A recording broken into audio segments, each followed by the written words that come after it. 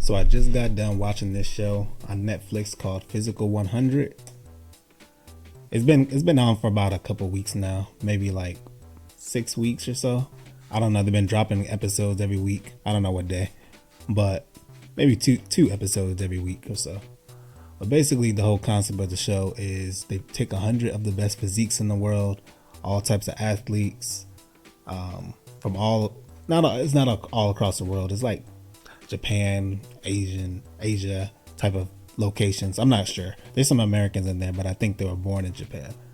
And basically, they take all these physiques, bodybuilders, cyclists, crossfitters, physique competitions, rock climbers. They take all of them and they put them in this competition to see who's the best physique. Now, unfortunately for a lot of people, most of the surviving of the show was based on whether or not you could team up. You had a good team. So there's a lot of teamwork involved. And not everything is catered to one body type. Like, it's not going to be a strongman competition for the guy with the most muscle. And it's not going to be a physical competition for the person that's a sprinter. So, I mean, I enjoyed the show. I enjoyed the concept of the show. The show is kind of funny to me because all the Asians are kind of very humble. And I mean, I think they should bring it to the US. I think that would be interesting just to see.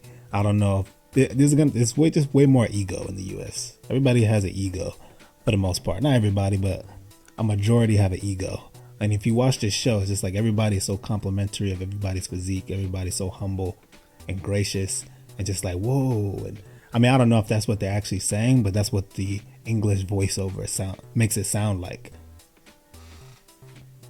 So yeah, if you're definitely into competition like shows, something different, then I would definitely give this show a watch. But what I wanted to really talk about, and the winner of the show is the most obvious of the winners because it's the one physique that does every other athletics. So I'm gonna cut that part out. But you have to watch the end of the show to find out who the winner is. See who makes it. But what I want to discuss who has the best physique. Like, we don't always see the tall, rangy fighter like John Jones or Anderson Silva winning titles and beating everybody. We don't always see that. Sometimes, obviously, it's depending on your weight class. But we see fighters like Volkanovski. I think he's like 5'6" or something.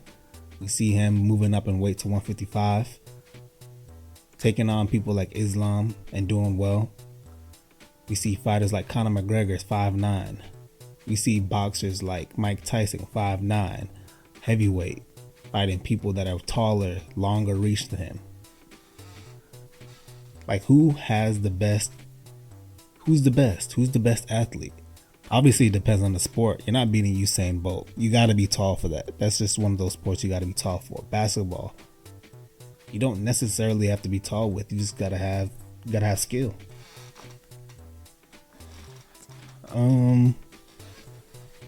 Like, what translates to all fields? What's the perfect height, perfect reach? And that's kind of what the show 100 does. It tries to figure out who the best is. We got a lot of short people that made it far, a lot of taller people that made it far. So all those categories were answered in that. I mean, you got fighters like BJ Penn, Demetrius Johnson, Henry Cejudo, Daniel Cormier fighting heavyweights when he's 5'10", fighting people that are like 6'2" and 4", like John Jones, Gustafsson 6'5". I mean, the list goes on. Jose Aldo, Jose Aldo didn't move up in weight classes, but he did move around a little bit. I said Volk, BJ Penn, 5'9", fought a heavyweight. Who else is? There's a height, and I feel like it's 5'9". I feel like it's 5'9". There's an advantage to being the shorter fighter. There's an advantage. Mike Tyson proved it and shown it, and it's just harder for people to get takedowns on those certain individuals. I mean, what do y'all think? What is the perfect physique? Who has, out of all athletes, who translates across all fields? Can the MMA fighter compete with the basketball players? Can the basketball players compete with the MMA fighters just because they got the long reach? I don't think so. Can the football players, they got the tackling defense? But really, one of my discussions as well that I was also thinking about was Henry Cejudo talked about this, and some other people talked about it. I've always noticed it's like a short fighters have an advantage.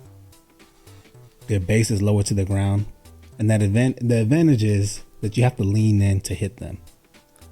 Whether you got the reach, unless you're smart with it, you got to be someone like John Jones, who knows how to use his reach. Conor McGregor, he knows how to use his reach. Adesanya, he knows how to use his reach. People like that know how to use their reach to their advantage. They're not just leaning in and getting hit with punches. When you got people like Volkanovski who has great footwork, that's someone you got to watch out for. But I'm curious, who do y'all think? What's the perfect height, perfect weight that can translate across all sports and all weight classes? Is there one? Is it all just circumstantial?